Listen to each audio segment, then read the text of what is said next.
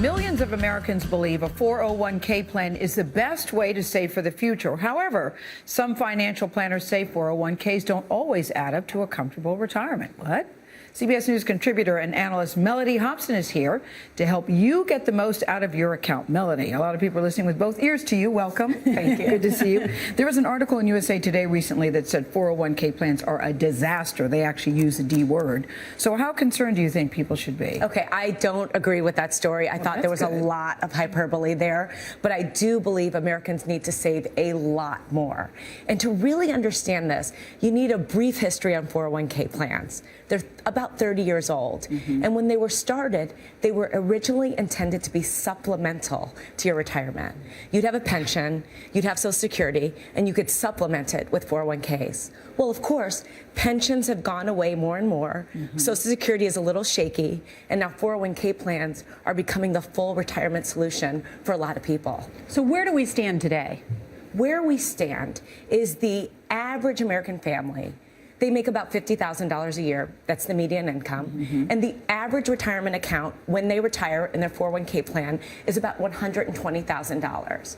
Well, that sounds like a lot, but let's actually do the math. So you get Social Security. That's about $1,230 a month if you go to the full age for retirement.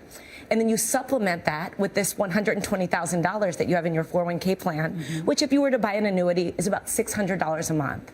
So all in, that's about $22,500 a year in income. And if you're lucky enough to have a pension, that's another $6,000. So this is not a lot of money. And hopefully that's a wake-up call for people that they need to save a lot more. And where do you stand on how much you should contribute? Because I remember some people, when you're starting out, you think, I'll just contribute a little bit. And then as you get older, you think, well, maybe I should do as much as I can. Well, of course, if we could reverse that and you put as much as possible in the beginning, that compounding and all those years works in your favor. Every single person has some amount of money that they waste. There's leakage in our wallet. Okay. It really is. Okay. And if you could just clamp down on some of that, a few dollars a week makes a huge difference over time. So you say maximum. That's what you're saying. You want to contribute as much as possible, but your bare minimum is to contribute enough to get the company match. Don't walk away from the free money. All right. And then some warning things about what you should not do, especially if you're changing jobs, because the average American, I think, changes jobs 11 times. 11 times. And it is difficult when you change jobs to move your 401k. 70% of people, when asked, said at some point they took some money out when they changed jobs.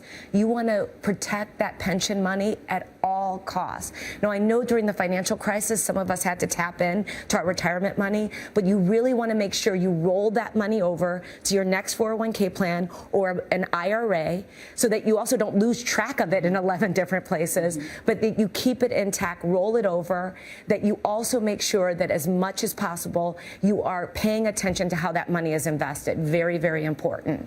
All right. You leaving your number?